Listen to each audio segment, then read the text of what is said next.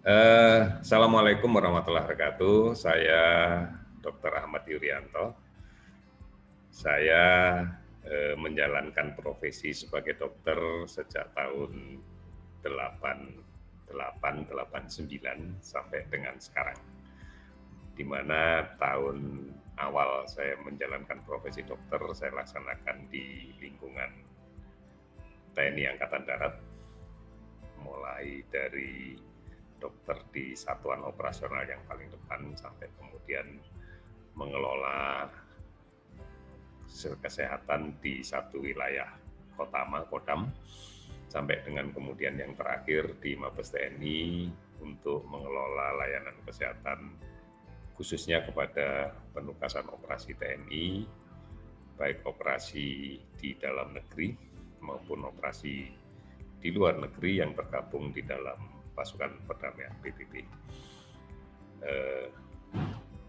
Sekarang saya berada di Kementerian Kesehatan sejak 2014.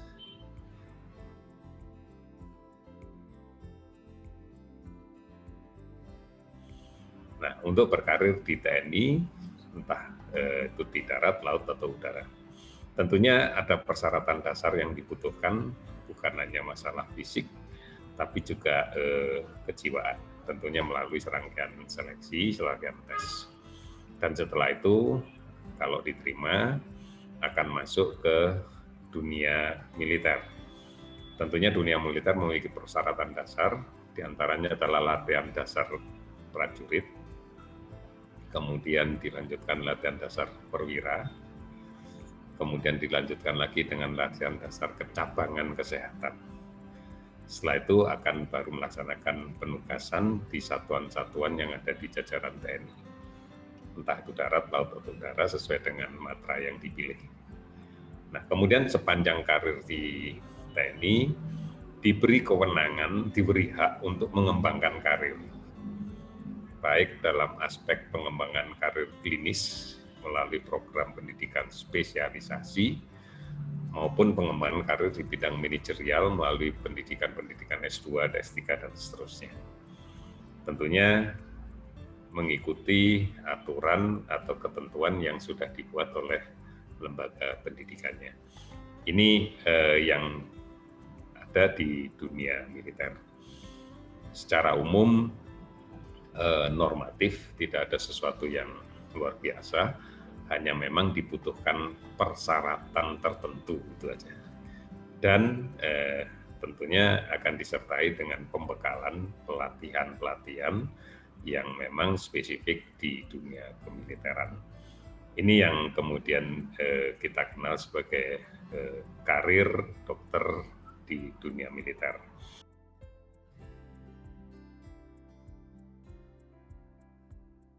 Ya, karena saya sudah memutuskan pada waktu itu untuk menempuh karir di dunia militer tidak hanya melalui tidak melalui jalur wajib, tetapi melalui jalur sukarela. Saya masuk di pendidikan dokter Angkatan Darat yang direkrut oleh Koas, kemudian dididik, setelah selesai dididik pendidikan dasar, dan dibiayai untuk menyelesaikan Koas, dan setelah itu bertugas. Saya berasal dari lingkungan militer ya. Orang tua saya militer, saya tinggal di asrama militer juga. Jadi sebuah dunia yang memang mewarnai masa kecil saya tentang militer ini. Ini kalau motivasi, ya saya ingin jadi tentara, begitu saja. Bahkan sebenarnya awalnya saya ingin lulus SMA masuk ke Akabri, ya, Akmil lah waktu itu, Akabri namanya. Tetapi orang tua menyarankan untuk kuliah di kedokteran dulu, baru setelah itu jadi tentara. Jadi ini sebuah panggilan saja, sehingga kalau mau dilihat motivasi, ya kita tidak bisa lihat ya motivasi pengembangan ilmu, ruangnya sama antara yang militer sama yang sipil. Motivasi apa lagi ya? Kalau motivasi kaya ya jelas nggak mungkin, dan gitu aja lah.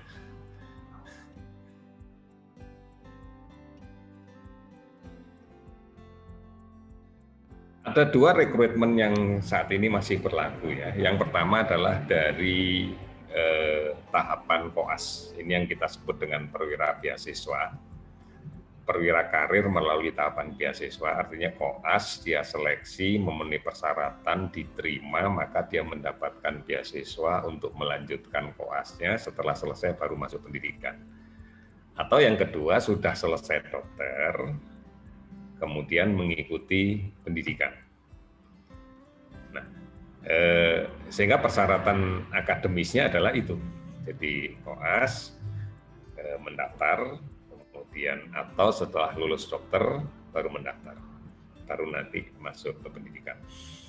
Itu persyaratan akademisnya. Nah, kalau persyaratan yang lain-lainnya tentu ya surat keterangan sehat dan sebagainya untuk memungkinkan dia melaksanakan tugas dan fungsinya sebagai seorang militer, itu persyaratannya.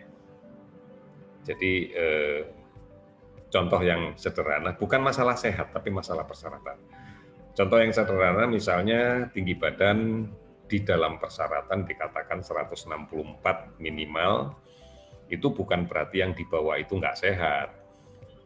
Atau yang lebih dari itu selalu dijamin sehat, enggak. Tetapi syaratnya memang seperti itu. Terus kemudian yang lain-lainnya hampir sama lah. Kalau di kedokteran kan juga syaratan buta warna dan sebagainya, kita juga enggak ya, pasti lulus itu. Terus yang agak lebih penting lagi adalah psikologi dan kesehatan jiwa. Memang agak spesifik untuk dokter militer ya, karena memang dihadapkan pada kondisi lingkungan dan tugas atau situasi yang ada di dunia kemiliteran. Kemudian persyaratan kemampuan fisik ini relatif karena bisa dilatih.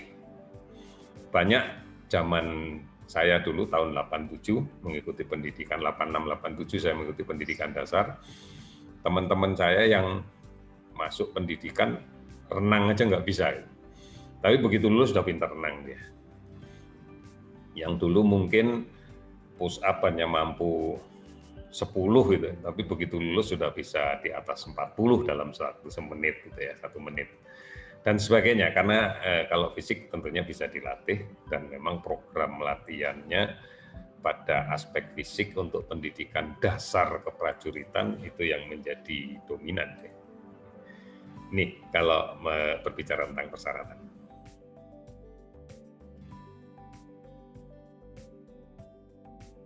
Secara umum ya tahapannya yang pertama tentunya diawali dengan seleksi administrasi.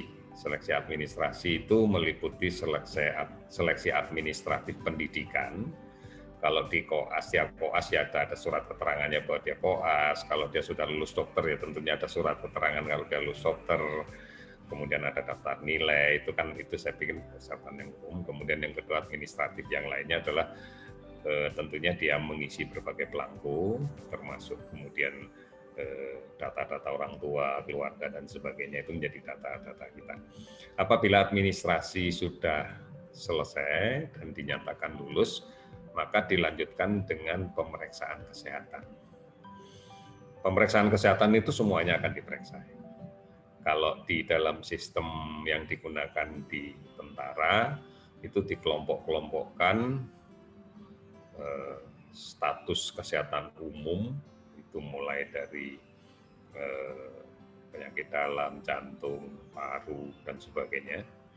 Kemudian kelompok penilaian organ ekstremitas atas, ya. Kemudian organ ekstremitas bawah, mulai pinggul ke bawah, ini mulai lengan sampai bahu sampai ujung, diperiksa betul satu-satu itu. Kemudian yang berikutnya lagi L, lihat. Jadi kemampuan mata melihat juga akan diperiksa secara tuntas.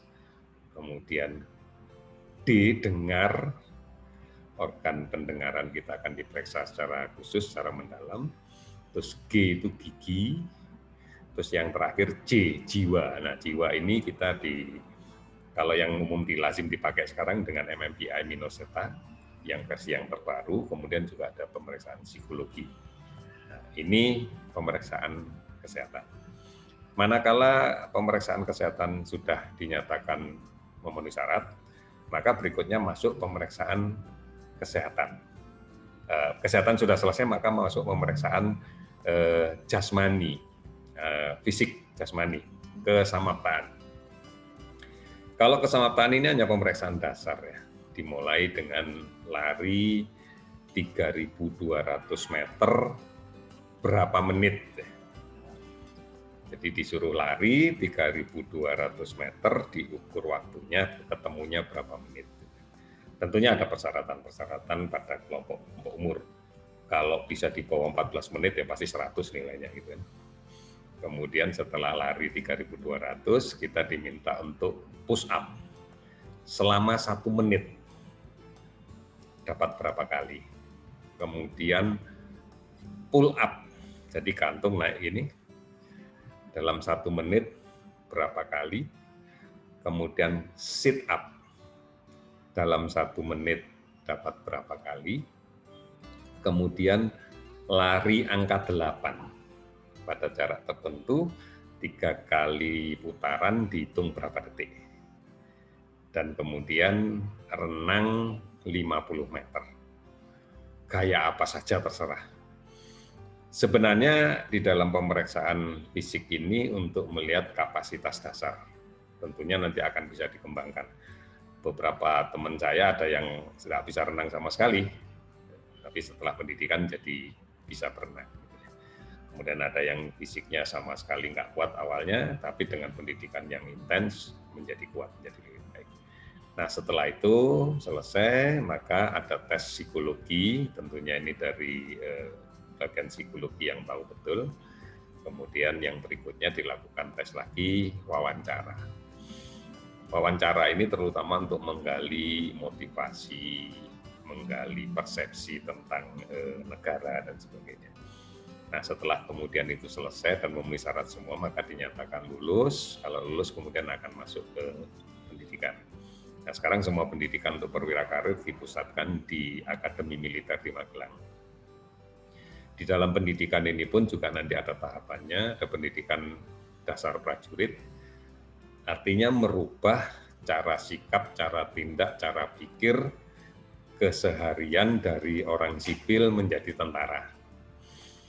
Contoh yang sederhana dulu kalau orang sipil kemana-mana jalan ya jalan aja lah, gerombol-gerombol, kalau tentara baris, berarti ada pelajaran baris dan sebagainya. Kalau kemudian bedanya tentara dengan sipil, tentara bisa nembak ya pelajaran nembak. Bisa navigasi darat, baca peta, GPS dan sebagainya, ya melakukan itu. Bisa ada peraturan urusan dalam jadi kerapian dan sebagainya itu. Boleh gondrong sekarang nggak boleh gondrong, gitu kan? Boleh pakai baju macam-macam, bajunya cuma itu aja. Jadi semuanya dibuat dalam satu sistem yang sudah bagus. Apabila selesai pendidikan prajurit, maka dilanjutkan dengan pendidikan dasar perwira, karena dokter itu adalah kelompok perwira. Nah, setelah selesai itu semuanya baru masuk ke pendidikan kecabangan. Nah, tentunya kalau dokter kan kecabangan kesehatan, nanti ada pendidikan dasar sendiri, pendidikan rangkaian pendidikan kecabangan. Nah, kalau sudah selesai itu semuanya, maka kita sudah siap untuk ditugaskan. Jadi ini rangkaian dari seleksi sampai dengan selesai sampai dengan ditugaskan.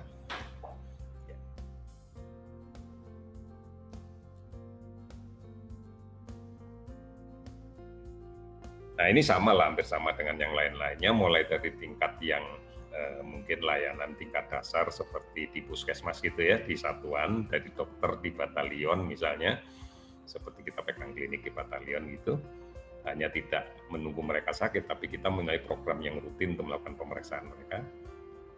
Sampai dengan yang paling atas, paling puncak kalau Angkatan Darat itu di RSPAD, Rumah Sakit Pusat Angkatan Darat di Gatot Subroto, Jakarta, itu Angkatan Darat. Kalau Angkatan Laut, Rumah Sakit Pusatnya ada di Surabaya, Rumah Sakit Ramelan. Kalau Angkatan Udara ada di Jogja, itu Rumah Sakit Arjolo kita yang ada di Jogja. Nah, kemudian di semuanya ada, di semua Kodam pasti ada, di semua Korem pasti ada rumah sakitnya dengan berbagai tingkatan. Kalau kita lihat yang paling dekat aja, di Bogor ada rumah sakit setara tingkat C lah gitu ya. Kemudian punya Angkatan Darat, itu di Bogor ada, di Serang ada, di Cirebon ada, di Garut ada, di Bandung ada.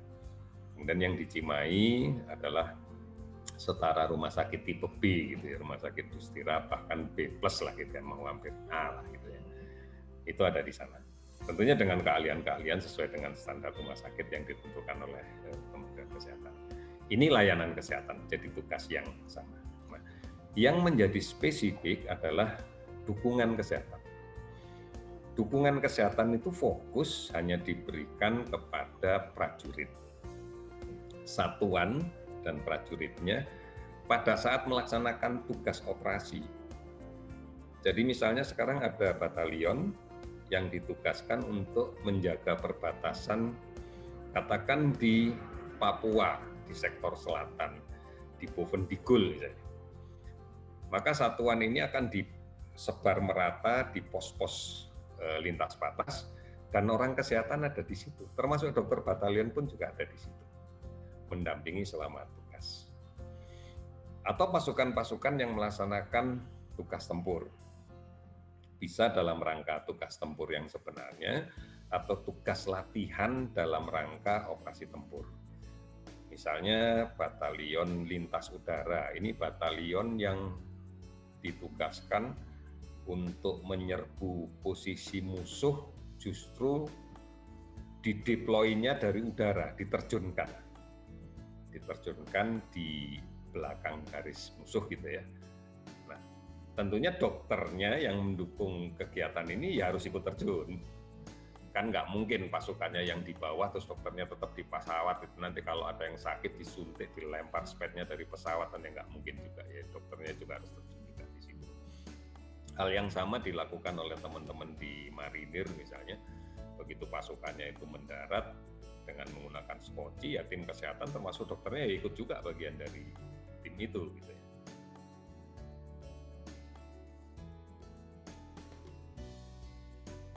Musuh yang paling besar itu dirinya sendiri ya. Musuh paling besar itu dirinya sendiri, bagaimana kemudian kita menaklukkan diri kita sendiri. Kalau saya sih dorongan positifnya, kalau orang lain bisa, kenapa saya nggak bisa? Sama-sama makan nasi aja kok gitu. Kalau orang lain mampu, kenapa saya nggak mampu? Masalah orang lain mahir, saya nggak mahir, itu urusan lain gitu kan. Tetapi kalau mampu, bisa ya bisa lah. Mereka diterjunkan, saya juga bisa diterjunkan. Mereka pas ruping dari heli pakai tali, bisa ya saya juga bisa gitu ya. Mereka diterjunkan ke rawa laut, bisa ya saya juga bisa, gitu aja. Jadi dinikmati saja, karena saya merasakan bahwa justru ya ini karakter sih ya, bukan persyaratan utama, karena nggak semua dokter memenuhi persyaratan untuk bisa menjadi pasukan lintas udara, pasukan payung, nggak semua. Tidak semua dokter bisa, karena itu pendidikan lanjutan.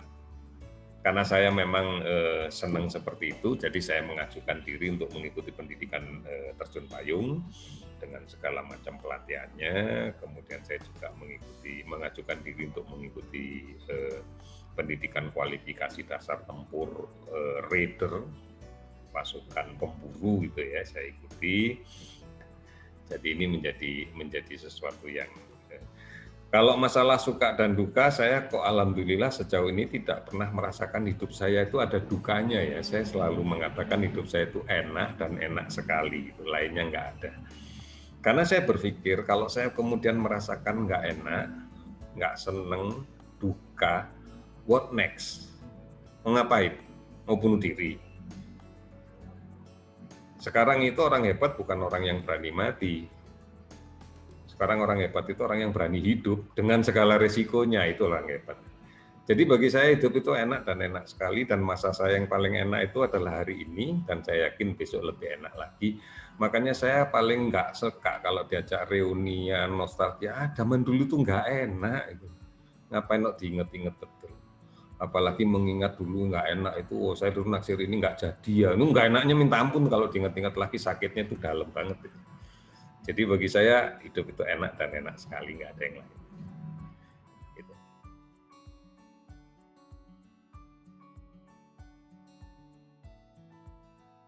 Yang pasti niatnya kuat ya. Ini kan bukan proses irreversible dari mondar-mandir, hari ini jadi tentara, besok sipil, besok lagi tentara. Ini bukan karnaval 17 Agustusan. Ini kalau udah masuk ya masuk titik. Ini one way ticket ini. Jadi niatnya yang harus kuat. Nah, untuk bisa memiliki niat yang kuat ya tanya sama senior-seniornya yang sudah dinas di kemiliteran. Dari segala level, kalau tanya yang sama yang pangkatnya sudah jenderal, ya pasti jawabannya di sini senang, di sana senang, di mana-mana hatiku senang gitu loh. Kalau masih tanya yang baru-baru lulus, kayak saya di tahun 89, 90, pasti lagunya cuma satu, maju tak gentar, gitu. Mana-mana maju tak gentar, itu aja yang dinyanyiin, nggak ada pilihan lain gitu loh. Jadi tanyalah kepada banyak orang, ruang untuk mengembangkan diri banyak ya. Sekarang di RSPAD kita tahu di Gatot Subroto, yang dokter banyak, yang spesialis sampai konsultan banyak, dan sebagainya banyak. Mengembangkan diri di mana-mana juga bisa. Ruangnya ada. Jadi bukan berarti kalau masuk dokter tentara dijamin nanti bisa spesialis lah. Kalau nggak diterima mau spesialis apa? Bukan berarti kalau jadi tentara nanti sekolah di mana saja pasti diterima. Iya, kalau sekolahnya sekolah terjun payung, sekolah tempur gunung, sekolah ya itu pasti diterima. Kalau itu sengsara semua soalnya itu. Kalau spesialis ya tunggu dulu lah, kalau nggak memenuhi syarat ya pasti nggak akan diterima. Jadi saran saya satu, kuatkan niatnya. Kemudian yang kedua, bagaimanapun juga fisik harus dijaga. Fisik harus dijaga. Ya paling tidak memelihara kemampuan fisik. Nggak perlu kemudian jadi kayak Rembo itu, enggak lah. Badannya gede kayak Arnold, suasana segar itu, enggak lah, ya biasa-biasa aja. Itu kan film ya. Harus saya enggak itu film biasa-biasa aja. Karena bagaimanapun juga sekalipun di militer, basis kita bekerja adalah tim. Basis bekerja tim. Tentara itu nggak akan diciptakan jadi Rembo. Yang jadi Rembo itu hanya bintang film. Tentara beneran nggak bisa. Jadi nggak perlu kemudian kita berpikir harus hebat, harus enggak. Dan ya kalau kemudian punya hobi-hobi yang lain pasti akan dengan mudah bisa dikembangkan kalau di tentara itu. Dan yang pasti kalau jadi militer ada kebebasan yang kita serahkan ke negara. Harus menjadi sebuah kesadaran. Ada kebebasan yang diserahkan ke negara dan kita tidak boleh mempertanyakan bahwa ini hak asasi atau tidak asasi. Apa kebebasannya? Salah satunya dalam bersikap. Jadi ini harus betul-betul disadari betul supaya tidak ada kekecewaan. Sebaiknya memang banyak bertanya ya kepada senior-seniornya atau siapapun yang dikenal yang sudah berada di dunia kemiliteran supaya kita yakin bahwa motivasi itu betul kuat dari awal. Alhamdulillah adik-adik kita pada umumnya motivasinya sangat kuat, sehingga ada yang kemudian mendaftar hari tahun ini nggak berhasil, tahun depan daftar lagi, itu ada. Sadari betul bahwa pendidikan dokter itu mulia, dari zaman dahulu kala pendidikan dokter itu mulia dan tidak ada satupun orang yang didesain untuk sekolah dokter kalau sudah lulus jadilah dokter untuk dirimu sendiri, itu nggak ada. Mendokteri dirinya sendiri itu nggak ada. Bagaimanapun juga dokter itu didesain untuk menjadi dokternya masyarakat. Artinya dimanapun kita bertugas kita menghadapi masyarakat.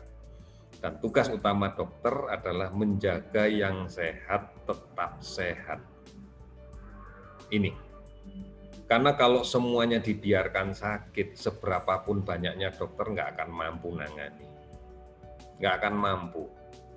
Maka tugas kita yang utama adalah menjaga yang sehat tetap sehat. Oleh karena itu, semua dokter hakikatnya adalah seorang promotor kesehatan.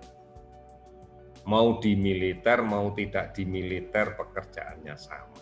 Nah, khusus untuk dokter militer ada satu hal yang harus dipahami betul, bahwa dokter militer itu adalah dokter bukan dokter yang istimewa, tapi dokter yang harus dilengkapi dengan persyaratan yang tersendiri, bukan yang paling hebat, tapi tersendiri. Mengapa? Karena dia dihadapkan pada penugasan-penugasan yang agak beda dengan teman-teman yang di sipil. Saat ini kita bisa lihat kalau ada konflik, maka tenaga kesehatan, dokter, dan sebagainya harus diungsikan. Nah, kalau dokter tentara malah mendatangi, malah bergerak datang ke sana kok.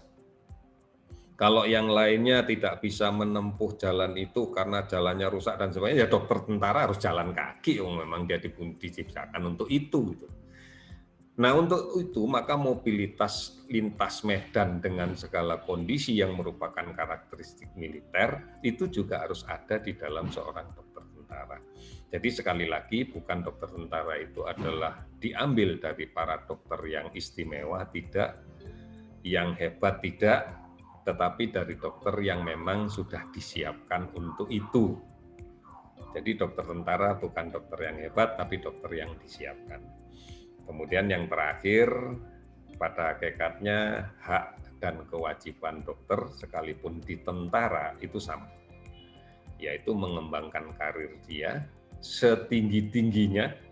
Kalau langit itu lapisnya ada 15, ya sampai lapis 15 kalau bisa, dan ruang itu diberikan.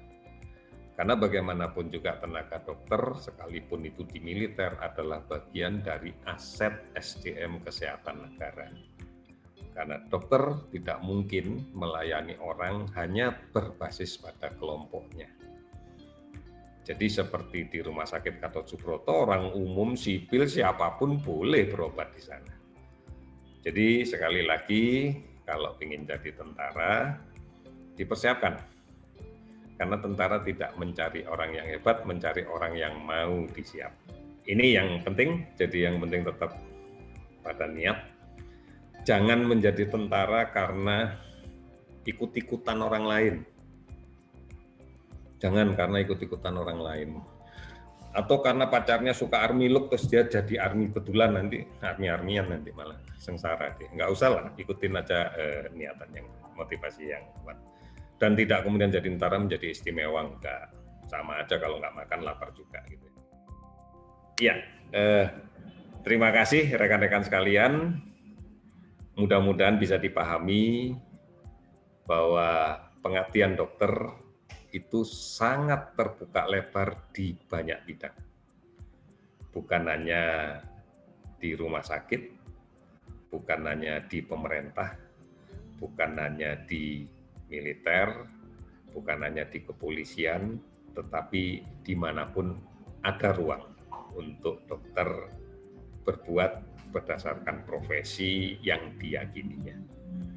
Satu, yang paling penting adalah mari hal yang mendasar dari profesi luhur seorang dokter harus tetap kita jaga. Tidak lagi bertanya mana pasien saya, tapi mari mulai bertanya ada di mana pasien saya. Kita cari. Karena banyak sekali masyarakat di sekitar kita yang sangat berharap kehadiran peran kita, kehadiran profesi luhur kita untuk membantu mereka. Insya Allah semua ini akan dicatat sebagai amal baik kita. Yakinlah bahwa dokter itu adalah profesi luhur, bukan karena kita minta diperlakukan sebagai orang yang luhur, tetapi memang hati kita didorong oleh rasa kemanusiaan yang kuat untuk saling menolong. Saya Ahmad Yuryanto, dokter, dan sekarang berada di Kementerian Kesehatan. Terima kasih.